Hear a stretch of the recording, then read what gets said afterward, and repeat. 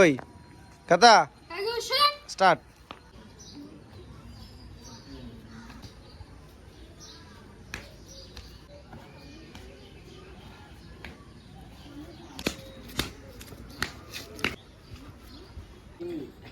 তো আমাদের এখানে তাইকুর সদানের কম্পিটিশন হয়েছিল। কম্পিটিশনে বলা হয়েছে যে ফার্স্ট হবে তাইকুর সদান কম্পিটিশন, একদম সদানের বেসিক কাদা কম্পিটিশন, তাকে নেপালের কারেন্সি দেওয়া হবে 5 টাকা নেপালে।